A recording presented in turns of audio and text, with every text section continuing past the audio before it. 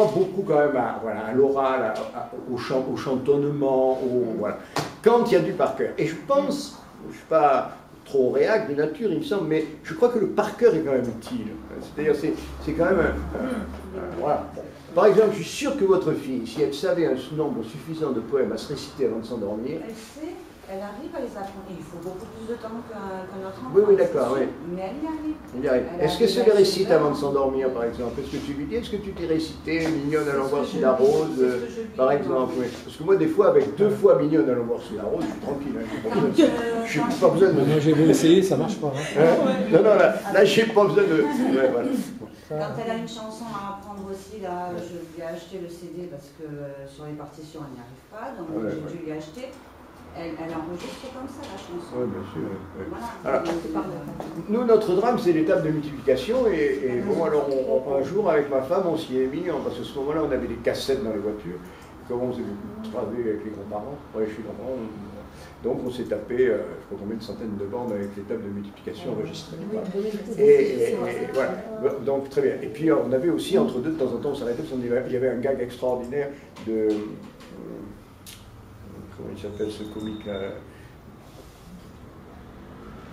Celui qui fait le tuteur à la télé, là. Magdane, voilà.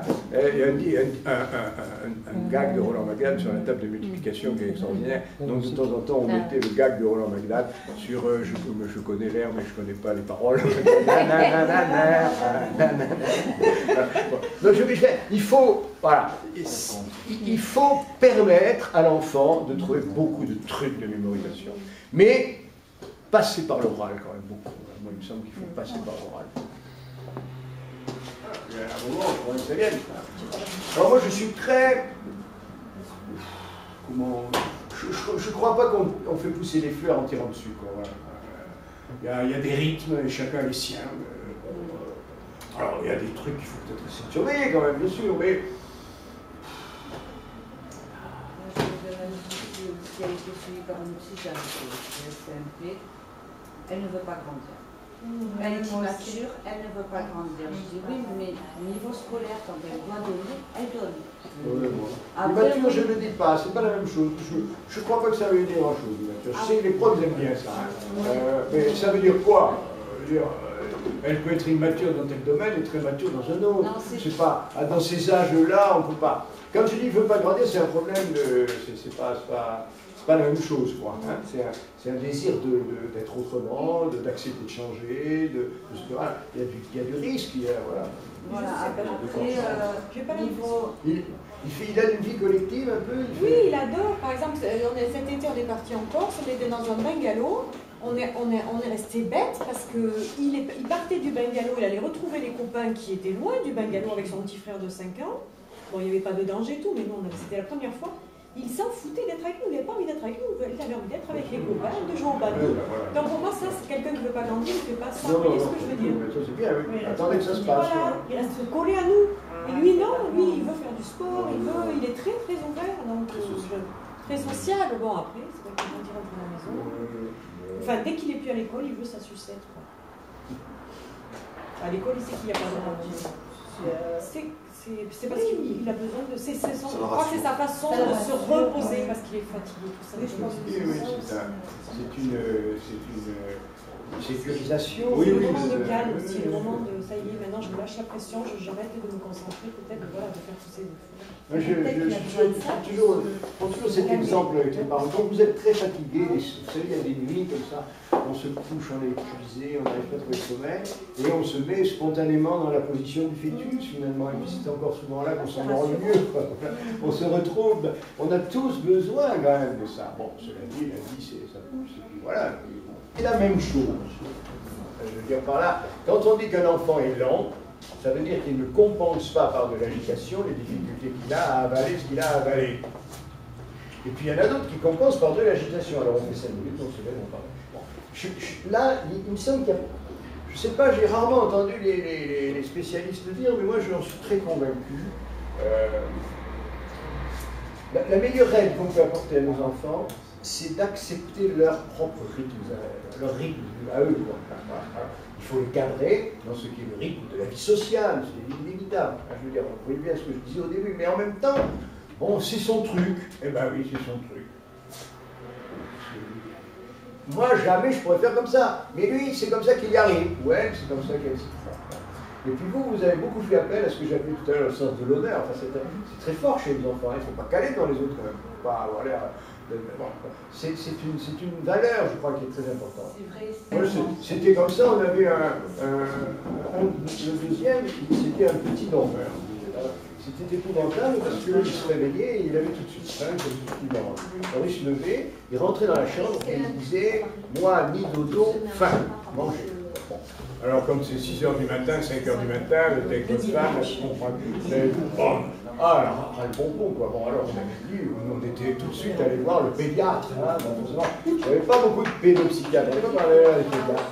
Alors, le pédiatre, qui était un délicieux médecin sévenol, protestant, vous voyez, je veux dire, c'est pas un mec qui on l'a fait, quoi. Il dit, ah ben, madame, il dit à ma femme, vous n'avez pas de chance, vous êtes tombé sur un petit dormeur. C'était une très belle leçon, finalement. Bon, elle nous a rendu beaucoup de services après. Hein. Vous n'avez pas de chance, c'est un petit dormeur. Alors on a cherché les trucs. Hein. Donc on avait mis une règle simple, quand tu te réveilles, tu as faim, c'est tellement normal. Tu te rends compte pendant que tu dors, tu fais toutes sortes de rêves, ça fatigue, donc tu as faim quand tu te lèves. Alors on te met un paquet de biscuits à côté. Comme ça tu pourras manger le matin. Mais nous, on a besoin de manger. Bon, ça a très bien marché. Non, vous avez de la chance. Je sais, ils sont forts, vous n'avez pas de chance, voilà. C'est un petit dormeur. Je trouve que cette décontraction aussi par rapport à ce qui nous angoisse, c'est très important. Et c'est vrai que, étant donné que ce sont des enfants 10 qui se fatiguent, c'est ça qui m'inquiète. Elle dort peu, elle ne peut pas l'être autant. Est-ce qu'elle vous paraît épuisée, somnolente dans la journée? Vous n'avez pas de chance. Vous êtes tombé sur une petite dormeur. Non, mais je sais ça. Donc je crois que lenteur et hyperactivité sont alliées dans les difficultés de 10. Parce que c'est en même temps un très gros effort. Donc, c'est ce qu'on peut faire. Et en même temps, c'est ça qui fait exploser la cocotte minute. Je dis, c'est vrai que... Alors, qu'est-ce qu'il y a comme autre problème qu'on n'a pas? Alors, c'est le problème de l'anglais, des langues, tout ça, bon... Bon, tout le problème des gros mots et tout ça, moi je dirais les gros mots à la sucette, hein. Enfin je veux dire par là, pour moi c'est la même chose, quoi. Parce que dire des gros mots c'est devenir grand. J'allais dire c'est faire comme papa, mais je ne me permettrai pas. Mais, voilà, hein, ou comme maman, je ne sais pas. Dire des gros mots c'est devenir grand, quoi. Bon. Sans oublier que des fois l'enfant devient un peu inconscient, du poids. Mais c'est en place, hein. C'est en place. Oui, puis ça fait partie de la cour de récré, les garçons par rapport aux filles. Tous les moyens de culturation peuvent passer à proximité, il faut les saisir, pas hésiter, l'informatique, l'ordinateur, machin, tout ça. C'est, voilà, pas bon.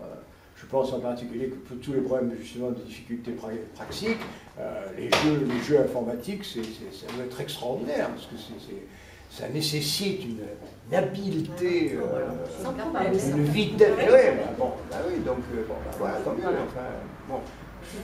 Là, vous savez, elle est capable d'aller aussi vite que n'importe quel civil.